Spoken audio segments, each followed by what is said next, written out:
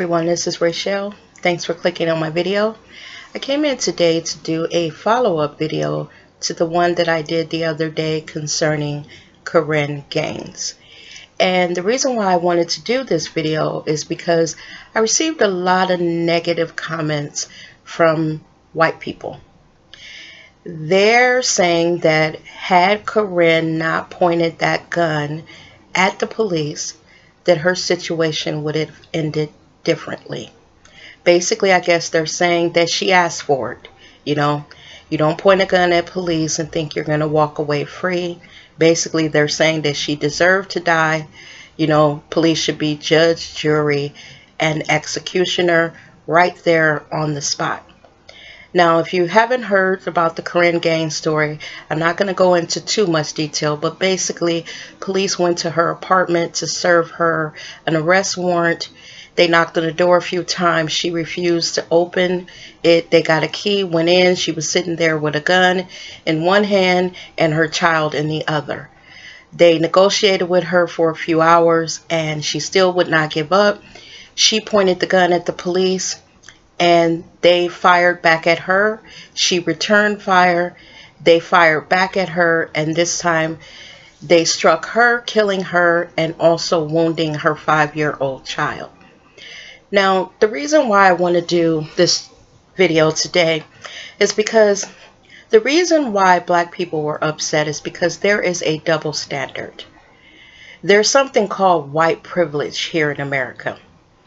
And to illustrate that, today I just happened to be browsing the internet and I came across a story that was eerily similar to what happened with Korryn. And let me just give you the information on this story and the eventual outcome of it. So police were called to a location in Virginia, where they were told by the 911 dispatcher that there was a suicidal, heavily armed man there. So they arrive on the scene about 7 a.m. in the morning, and when they get there, this man opens fire on them. Now they retreat, and I guess the man barricades himself in his dwelling there. Now they call in all of their tactical team. There's an ambulance, everything that they need to bring this situation to an end. They have blocked off streets. They have put out a little warning to the residents in that area to shelter inside. Do not come outside. Now, with this individual, they did negotiate back and forth with him for 7 hours, but eventually with him, what they did is decided to use everything in their arsenal. So one of the things that they decided to use to help bring this situation to a close is they decided to put a phone on a robot and have the robot go in with the phone so they can speak to the man one-on-one. Kind of get someone to talk him down, to bring this to an end. Now, once the phone got in there and they were able to get someone to talk to him one-on-one, they were able to bring this to a peaceful end. This man was transported from the scene in an ambulance, and he was taken to the hospital. I guess he's in a psych ward now. But as I said, he fired on them when they arrived on the scene, and they retreated. Now, in the Korryn Gaines situation, she did not fire on them. In their press conference, they said that they saw her with a gun. She threatened them, and she kept pointing the gun, but nowhere in their press conference did they ever say that she actually fired on them. Actually, like I said, they said they fired at her first. It is very troubling that they did not shoot this guy who actually shot at them. Now, this man was white, and he will live to tell about this story because once he gets the help that he needs, the psychiatric help that he needs, then he'll go on living. Korryn, on the other hand, was shot to death. Now, that is not the only story that I read, because right attached to that same story was another story. And it was about a white man that was standing in the middle of traffic with a rifle, pointing at cars that were in oncoming traffic. The people that were there, the motorists and the pedestrians, they called 911. They let them know that there was a man standing in the middle of the street with a rifle pointing at cars and threatening to shoot them. So the police arrive upon the scene. When they get there, the man points the rifle at them. They retreat behind their cars and they ask him to drop the weapon. Now, he decides to drop it, but he tells them, okay, I'll drop it, but I got something for you. And he proceeds to pull out a .22 handgun, and shoot at them. And again, they were able to talk him down. And I guess they took him to the hospital as well, because clearly he was unstable. But he will also live to talk about this. Now, what makes the African American community upset is because they have a way of being able to de-escalate a situation when it comes to a white person, or at least they'll try. Now, in the first story that I told you about, the one that was eerily similar to Korryn, they blocked off streets. They told the people in the area to stay inside, that there was an active person with a gun. Now, if you remember, when they were called out because he was suicidal. But when they got there and he shot at them, he became homicidal. Meaning he wasn't trying to take himself out no more. He was trying to take them out with him. He actually shot at them. At no time did the police in the Korryn Gaines case say that she shot at them first. Trust me when I say, if they had thought she shot at them first, they would have said it in their press conference, because they already said they don't know if their bullet hit her son or if her bullet hit him. They said she returned fire. So what you're telling me is you can arrive on a scene with a white male. He can attempt, or not attempt, but shoot at you. And you don't return fire and take him down like you took down a little 23-year-old black girl? What is the difference? I mean, really, what is the difference? She didn't even shoot at them first. They shot at her first. And then when you look at the videos that they conveniently allowed to be posted, the police officers are in her apartment. That tactical team was in her apartment. They could clearly see that she was sitting there, in their words, with her arm around her 5-year-old son. In her other hand, she had a rifle.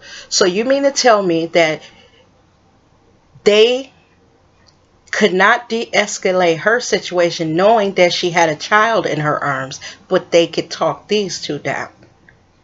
This is the hypocrisy of America. These two white men shot at the fucking police, and they're tucked away comfy cozy in the hospital now, and Korryn is being dressed for her funeral right about now. Her child is recovering from his gunshot wounds. But you want to tell us that there's not a double standard here in America?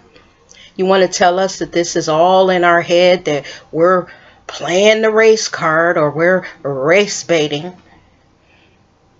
You want to tell us that the things that we see and read, there's some made up stories that, we're upset, we're angry.